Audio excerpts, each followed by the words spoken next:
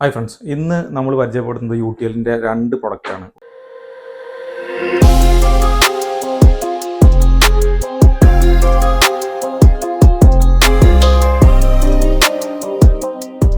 ഒന്ന് 25.6 100 Ah വരുന്ന ഒരു ലിഥിയം ബാറ്ററിയും അതുപോലെ 24 വോൾട്ട് കൊടുക്കുന്ന 3400 എന്ന് പറയുന്ന ഗാമ പ്ലസ് മോഡലും. ഈ മുമ്പുണ്ടായിരുന്നത് 3350 എന്ന് പറയുന്ന മോഡലായിരുന്നു. അതിന് പകരം ഇപ്പോൾ വരുന്നത് 3400 എന്ന് പറഞ്ഞ മോഡലാണ്. ഇതിൽ കാര്യമായിട്ട് വ്യത്യാസം വരുന്നത്, മുമ്പുണ്ടായിരുന്നത് നമുക്ക് 2160 വാട്ട്സ് പാനലാണ് കൊടുക്കാൻ പറ്റിയിരുന്നത്. ഇപ്പോൾ അത് 3000 വാട്ട്സ് പാനൽ സപ്പോർട്ട് ചെയ്യുന്നതാണ് ഈ ഒരു പുതിയ സോളാർ ഇൻവെർട്ടർ. ഈ ഗാമ പ്ലസ് 3400 എന്ന് പറയുന്ന മോഡലിൻ്റെ കൂടെ നമുക്ക് കിട്ടുന്നത് ഒരു ട്യൂബുലർ ബാറ്ററി 24 വോൾട്ടിൽ കണക്ട് ചെയ്യുന്ന സാധനം ആയതുകൊണ്ട് നമുക്ക് അതിന് എന്ത് ചെയ്യാം, ഒരു സീരീസ് ബാറ്ററി കണക്ട് ചെയ്യാൻ വേണ്ടിയിട്ട് ഒരു വയർ വരുന്നുണ്ട്, ടെർമിനലൊക്കെ കൂടി വരുന്ന വയർ വരുന്നുണ്ട്. പിന്നെ കൂടാതെ കുറച്ച് അഡീഷണൽ ഫ്യൂസ് വരുന്നുണ്ട്. 3 വർഷത്തെ വാറണ്ടിയാണ് ഈ ഗാമ പ്ലസ് 3400 എന്ന് പറഞ്ഞ മോഡലിന് കമ്പനി പ്രൊവൈഡ് ചെയ്യുന്നത്. കൂടാതെ ഈ ഒരു സിസ്റ്റത്തിൻ്റെ പ്രത്യേകത എന്ന് പറഞ്ഞു കഴിഞ്ഞാൽ ഇതിൽ 3000 വാട്ട്സ് പാനൽ കൊടുക്കാൻ പറ്റുന്നതുകൊണ്ട് തന്നെ നമുക്കൊരു 2000 വാട്ട്സാണ് കമ്പനി ഇതിൽ ലോഡ് ചെയ്യാൻ കഴിയുന്ന ഔട്ട്പുട്ട് കപ്പാസിറ്റി പറയുന്നത്. അപ്പോൾ നമുക്ക് 3000 വാട്ട്സ് പാനൽ കൊടുക്കാന്ന് പറഞ്ഞാൽ അറൗണ്ട് 12 യൂണിറ്റ്സ് വരെയൊക്കെ ഒരു ഡെയിലി സേവ് ചെയ്യാൻ കഴിയുന്ന രീതിയിലുള്ള ഒരു സിസ്റ്റമാണത്. പ്രൊവൈഡഡ് നമ്മൾക്ക് എങ്ങനെയാണ് നമ്മൾ അതിന് എന്ത് മാത്രം ലോഡ് കൊടുക്കുന്നു, ലൈവ് ലോഡ് കൊടുക്കുന്നു, രാത്രി എങ്ങനെ എത്ര ബാറ്ററി വെച്ച് ഡിസ്ചാർജ് ചെയ്യുന്നു എന്നുള്ള കാര്യങ്ങളും കൂടെ അതിൽ കൺസിഡർ ചെയ്യേണ്ടതാണ്. അപ്പം മുമ്പത്തെ ഒരു മോഡലിനെ അപേക്ഷിച്ച് 2160 നിന്നും 3000 വാട്ട്സിലോട്ടുള്ള സോളാർ പാനൽ ഇൻപുട്ട് കപ്പാസിറ്റി കൂടി എന്നുള്ളത് തന്നെയാണ് 3350 അപേക്ഷിച്ച് 3400 വരുന്ന പ്രധാനമായ ചേഞ്ച്. അപ്പോൾ ഈ ഒരു ഗാമ പ്ലസ് 3400 ഏറ്റവും വലിയ പ്രത്യേകത എന്ന് പറയുന്നതിൽ എല്ലാവിധ സെറ്റിങ്സും നമുക്ക് തന്നെ മാനുവലി ചേഞ്ച് ചെയ്യാൻ പറ്റുന്നതാണ്. അപ്പോൾ നമുക്ക് നോക്കുകയാണെന്നുണ്ടെങ്കിൽ ഇതിലിപ്പോൾ IT മോഡ്, അതായത് നമ്മൾ UPS മോഡ് എന്നാണ് ഇത് ഉദ്ദേശിക്കുന്നത്. ഇതിൽ വേണ്ടില്ല, UPS മോഡ് ഓണായി. IT മോഡ് എന്ന് 3 തവണ പ്രസ് ചെയ്ത് കഴിഞ്ഞാൽ നമുക്ക് ഇതിൻ്റെ UPS മോഡ്, അതായത് IT മോഡ് ഇനാബിൾ ചെയ്യാൻ കഴിയും. അതായത് വോൾട്ടേജ് 150 താഴ്ന്നു കഴിഞ്ഞാൽ ഇൻവെർട്ടറിലോട്ട് മാറാൻ വേണ്ടിയിട്ടുള്ള ഒരു സെറ്റിങ്സ് ആണത്. നമുക്ക് 3 പ്രാവശ്യം അമർത്തി കഴിഞ്ഞാൽ ഓഫ് ഓൺ ചെയ്യും.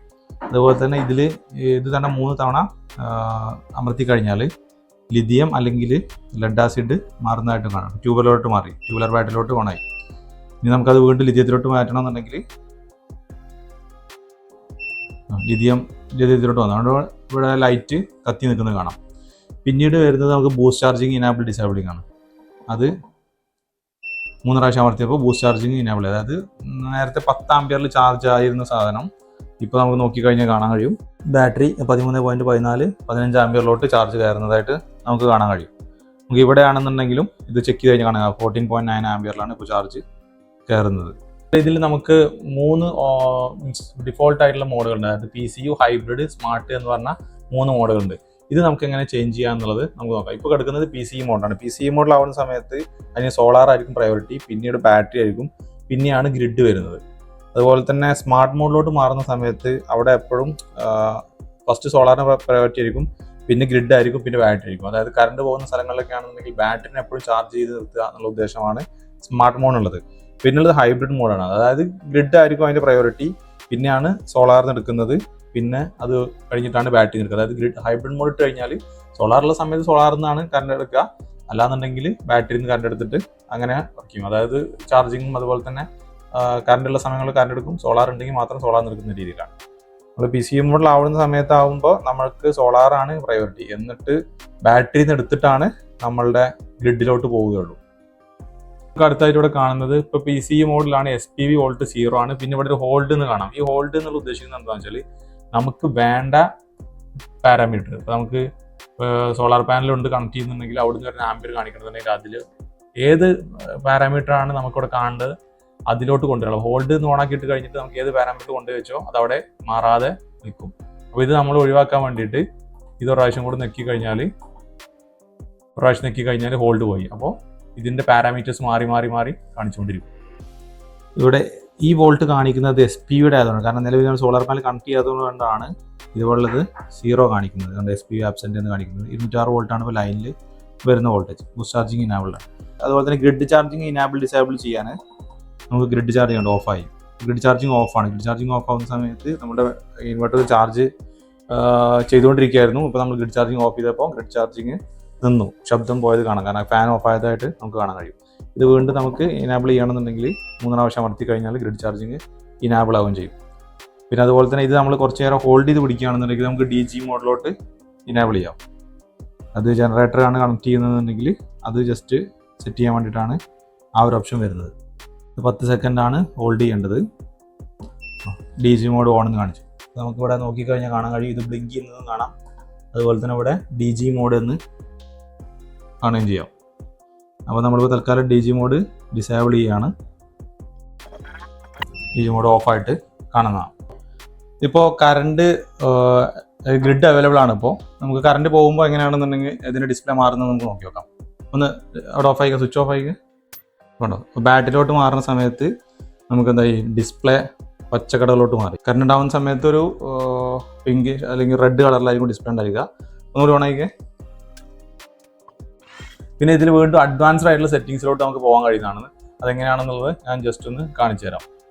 ഈ 2 ബട്ടൺ അമർത്തി പിടിച്ചു കഴിഞ്ഞാൽ നമുക്ക് ഒരു 10 സെക്കൻഡ് ഹോൾഡ് ചെയ്ത് കഴിഞ്ഞാൽ ഇതിൻ്റെ അഡ്വാൻസ് സെറ്റിംഗ്സിലോട്ട് നമുക്ക് പോകാൻ കഴിയും.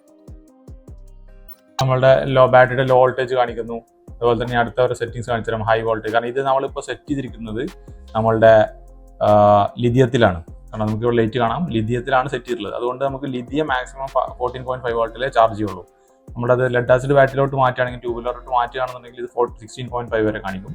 പിന്നീട് അതുപോലെ തന്നെ നമുക്ക് മറ്റുള്ള സെറ്റിംഗ്സിലോട്ട് പോകുകയാണെന്നുണ്ടെങ്കിൽ ഇതിൻ്റെ ബാറ്ററിയുടെ ബൾക്ക് വോൾട്ടേജ് എത്രയാണ്. ലിഥിയം സെലക്ട് ആയതുകൊണ്ട് ലിഥിയത്തിനായിട്ടുള്ള ഡീറ്റെയിൽസ് ആണ് ചോദിക്കുന്നത്.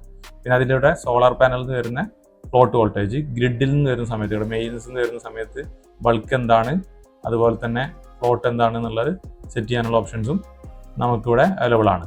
അതുപോലെ തന്നെ ഇപ്പോൾ ഫ്ലോട്ടാണ് വീണ്ടും കാണിക്കുന്നത്. പിന്നീട് വരുന്നത് സോളാർ പാനലിൽ നിന്ന് ചാർജ് ചെയ്യേണ്ട ആംബിയറാണ്. ഇത് നമുക്ക് ഇത് വെച്ചിട്ട് നമുക്ക് കൂട്ട് ചെയ്യാം. ഇത് അപ് ടു 40 ആംബിയർ വരെ നമുക്ക് സോളാർ പാനലിൽ നിന്ന് ഈ ഒരു സിസ്റ്റത്തിൽ നമുക്ക് ബാറ്ററിയെ ചാർജ് ചെയ്യാൻ യൂസ് ചെയ്യാം. ഡിഫോൾട്ടായിട്ട് 18 ആംബിയർ ആണ് വരുന്നത്. അതുപോലെ തന്നെ ഗ്രിഡിൽ നിന്ന് എത്ര ആംബിയർ ചാർജ് ചെയ്യണം എന്നുള്ളതാണ് ഇവിടെ അടുത്തതായിട്ട് കാണിക്കുന്നത്. അടുത്തൊരു ഓപ്ഷൻ വരുന്നത് ഫ്രീക്വൻസിയാണ്. നമുക്ക് ഇന്ത്യയിൽ നമ്മൾ യൂസ് ചെയ്യുന്ന ഫ്രീക്വൻസി 50 ഹെർട്സ് ആയതുകൊണ്ട് അത് നമ്മൾ മാറ്റേണ്ട ആവശ്യം ഇല്ല. പിന്നീട് വരുന്നത് ഈ ബാറ്ററിയുടെ കണക്റ്റിംഗ് വോൾട്ടേജ് ആണ്. എത്ര വോൾട്ടേജ് ആവുന്ന സമയത്താണ് നമ്മൾ ഗ്രിഡിലോട്ട് കണക്ട് ആവേണ്ടത് എന്നുള്ള ഒരു വോൾട്ടേജ് ആണ് ഈ കാണിക്കുന്നത്. പിന്നെ അതുപോലെ തന്നെ അതിന് ലോ കട്ടാണ് കാണിക്കുന്നത്, അത് തിരിച്ച് ഗ്രിഡിലോട്ട് കണക്ട് ആവേണ്ടത്. മറ്റേ സോളാറിലോട്ട് കണക്ട് ആവേണ്ട വോൾട്ടേജ് ആണ് 12.4 എന്ന് കൊടുക്കുന്നത്. ഇതിൽ നിന്ന് സെറ്റിംഗ്സിന് എക്സിറ്റ് ആവാൻ നമ്മൾ ഇത് ഹോൾഡ് ചെയ്യാണ് ചെയ്യേണ്ടത്. ഇത് ഹോൾഡ് ചെയ്ത് കഴിഞ്ഞാൽ നമുക്ക് സെറ്റിംഗ്സ് പുറത്താവും. ഇതിൽ ഉപയോഗിക്കുന്ന ഈ ലിഥിയം ബാറ്ററിക്ക് വരുന്ന 5 വർഷത്തെ വാറന്റിയാണ്. 3500 സൈക്കിളാണ് ഇവർ പറയുന്നത്. അതായത് 80% DOD 3500 സൈക്കിളാണ് പറയുന്നത്. സാധാരണ നമ്മളുടെ ഒരു lead acid battery, tubular battery എന്നൊക്കെ വരുന്നത് ഒരു 800 മുതൽ 1200 സൈക്കിളാണ് മാക്സിമം വരിക. അപ്പോൾ നമുക്ക് ഒരു കാര്യം പറയാൻ കഴിയുന്നത് എന്താണെന്ന് വെച്ചാൽ, ഒരു ലെഡ് ആസിഡ് ബാറ്ററിയുടെ 3 ടൈംസ് ലൈഫ് ഒരു 2 ടൈംസ് പ്രൈസിൽ കിട്ടുന്നു എന്ന് വേണമെങ്കിൽ പറയാം. പിന്നെ ഇതിൻ്റെ ലിഥിയം ബാറ്ററിയുടെ ഏറ്റവും വലിയ കൺവീനിയൻസ് എന്ന് പറയുന്നത്, 1 വെയിറ്റിൻ്റെ ഒരു ഗുണമാണ്, 2 സ്ഥലപരിമിതി. ലെഡ് ആസിഡ് ബാറ്ററി അധികം സ്ഥലം വേണം, ഇതിന് വളരെ കുറച്ച് സ്ഥലം മതി. കൂടാതെ തന്നെ ഇതിൽ ഫ്യൂംസ് ഒന്നും വരുന്നില്ല. നമ്മുടെ ലെഡ് ആസിഡ് ബാറ്ററി ഒക്കെ എസ്പെഷ്യലി സോളാറിൽ വെച്ച് ചാർജ് ചെയ്യുകയാണെന്നുണ്ടെങ്കിൽ അതിൽ നിന്ന് ഫ്യൂംസ് ഒക്കെ പ്രത്യേകിച്ച് കുട്ടികൾക്കൊക്കെ ഭയങ്കര ആരോഗ്യ പ്രശ്നങ്ങൾ ഉണ്ടാക്കുന്നതാണ്. അപ്പോൾ അങ്ങനത്തെ പ്രശ്നങ്ങളൊന്നുമില്ല. ഇടയ്ക്കിടയ്ക്ക് പോയിട്ട് വെള്ളം നോക്കേണ്ട ഒരു ആവശ്യം വരുന്നില്ല. മെയിൻ്റനൻസ് ലെഡ് ആസിഡ് ബാറ്ററിയുമായി അപേക്ഷിച്ച് നോക്കുന്ന സമയത്ത് കമ്പാരിറ്റീവ്ലി ഇല്ല എന്ന് തന്നെ പറയാവുന്ന ഒരു കേസാണ്. അപ്പം അങ്ങനെ വെച്ച് നോക്കുന്ന സമയത്ത് ലിഥിയം ബാറ്ററി ഭയങ്കര അഫോർഡബിൾ ആയതുകൊണ്ട് തന്നെ നമുക്ക് ലിഥിയം ബാറ്ററി ഇപ്പോൾ നല്ലൊരു ഓപ്ഷനാണ് ലെഡ് ആസിഡ് ബാറ്ററിനെ അപേക്ഷിച്ച്. പിന്നെ നമുക്കിതിൽ വരുന്നത് 3.2 വോൾട്ടിൻ്റെ 100 H വരുന്ന 8 സെല്ലാണ് വരുന്നത്. അത് സീരീസിൽ കണക്ട് ചെയ്തുകൊണ്ടാണ് നമുക്ക് 25.6 വരുന്നത്. അപ്പോൾ 100 H ആണ് ബാറ്ററിയുടെ കപ്പാസിറ്റി വരുന്നത്.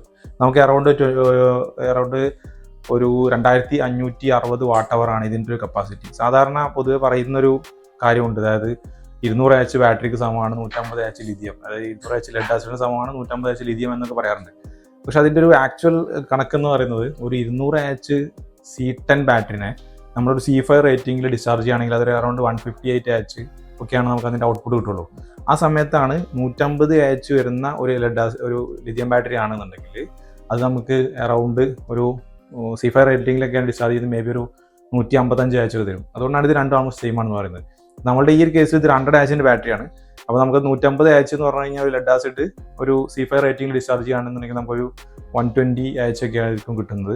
ഇത് നമ്മളൊരു C5 റേറ്റിംഗിൽ ഡിസ്ചാർജ് ചെയ്യുകയാണെന്നുണ്ടെങ്കിൽ മേ ബി 100 H മുകളിൽ കിട്ടും. കാരണം ഇതൊരു 0.25C അല്ലെങ്കിൽ 1C റേറ്റഡ് ആയിട്ടുള്ള സെല്ലുകളാണ് മിക്കവാറും വരുന്നത്. അതുപോലെ തന്നെ ഇതൊരു ആക്ച്വലി സ്മാർട്ട് ആയിട്ടുള്ളൊരു മോഡലാണ്. അതായത് നമുക്ക് ബ്ലൂടൂത്ത് വഴി കണക്ട് ചെയ്തിട്ട് ഓരോ സെല്ലിൽ എത്രയാണ് വോൾട്ടേജ് വരുന്നത് എന്നുള്ളതൊക്കെ കാണാൻ കഴിയും.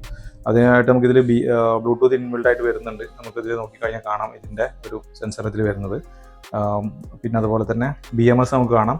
BMS അതുപോലെ തന്നെ ടെമ്പറേച്ചർ സെൻസർ ഉണ്ട്. അപ്പോൾ നമ്മുടെ യൂസ് ചെയ്യുന്ന സമയത്ത്, ചാർജ് ചെയ്യുന്ന സമയത്തും അതുപോലെ ഡിസ്ചാർജ് ചെയ്യുന്ന സമയത്തൊക്കെ ഹൈ ടെമ്പറേച്ചർ വരുന്ന ടൈമിൽ ഇതിനെ കട്ട് ഓഫ് ചെയ്ത് പ്രൊട്ടക്ട് ചെയ്യുക എന്നുള്ളതാണ് ഒരു ടെമ്പറേച്ചർ സെൻസറിൻ്റെ മെയിനായിട്ടുള്ള ഉദ്ദേശം.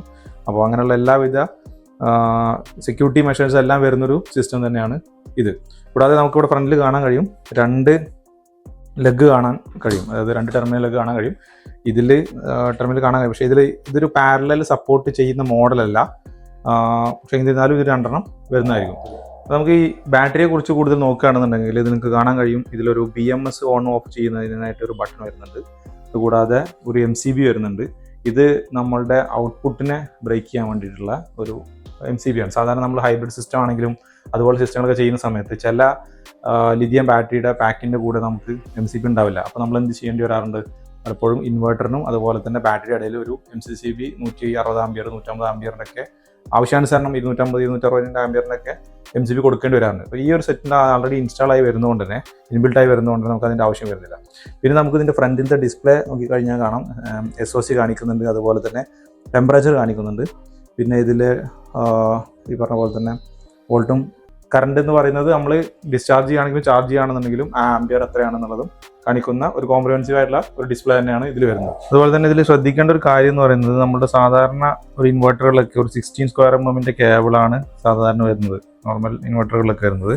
ഇത് 20 സ്ക്വയർ mm DC കേബിളാണ് വരുന്നത്. ഇൻവെർട്ടറിൽ നിന്ന് ബാറ്ററിയിലോട്ട് കണക്ട് ചെയ്യേണ്ട കേബിള് 20 സ്ക്വയറിൻ്റെയാണ് കേബിളാണ് വരുന്നത്. അതായത് 80 ആംപിയർ 100 ആംപിയർ ഒക്കെ ഡിസ്ചാർജ് ചെയ്യാൻ കഴിയുന്ന രീതിയിലാണ് ഇതിൻ്റെ ഒരു കേബിൾ കൊടുത്തിരിക്കുന്നത്. ഇത് 3400 എന്ന് പറയുന്ന മോഡലിൽ ആണ് കമ്പനി പറയുന്നത്. അപ്പോൾ ഇതിൽ 3000 വാട്ട്സ് സോളാർ പാനൽ കൊടുക്കാമെന്ന് പറഞ്ഞത്. ഇതിൽ നമുക്ക് കാണാം 2 ഫാനും പ്ലസ് ഒരു ഫാൻ, അത് മൊത്തം 3 ഫാനാണ് ഇതിന് വരുന്നത്. ടെമ്പറേച്ചർ കറക്റ്റായിട്ട് കീപ്പ് ചെയ്യാൻ വേണ്ടിയിട്ടാണ് 3 ഫാന് ആണ് ഇതിൽ വരുന്നത്. നമുക്ക് അത്രയും ഒരു ലോഡ് എടുക്കാൻ കഴിയുന്ന രീതിയിലുള്ള സിസ്റ്റമാണ്. ഇതിന് ലോഡ് നമുക്കൊന്ന് ടെസ്റ്റ് ചെയ്ത് നോക്കാം കണക്ട് ചെയ്തിട്ട്.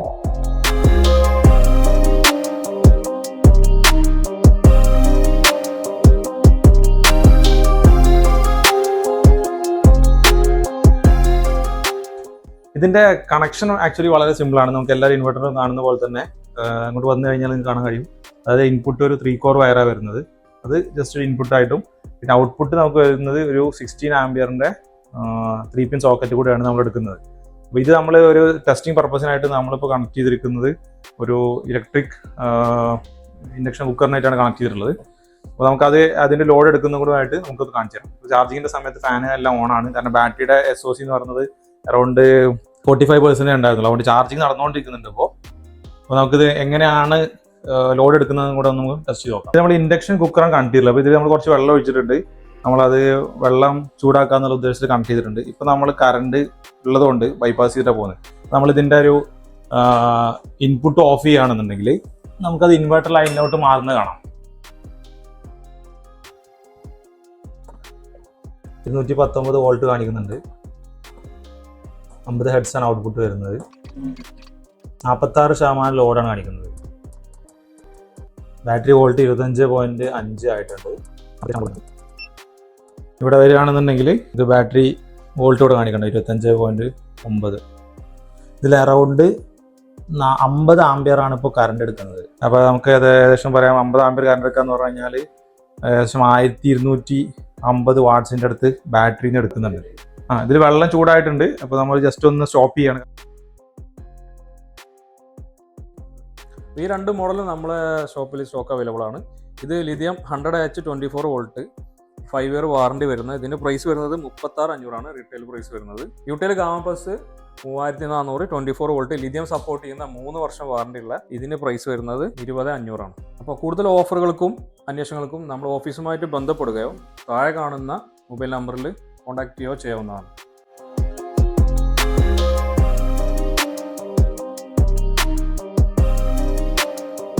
ഈ വീഡിയോയുമായി ബന്ധപ്പെട്ട എന്തെങ്കിലും സംശയങ്ങളുണ്ടെങ്കിൽ താഴെ കമൻറ്റ് ചെയ്യുക. മറ്റൊരു വീഡിയോയുമായി നമുക്ക് വീണ്ടും കാണാം. അതുവരെ ബൈ.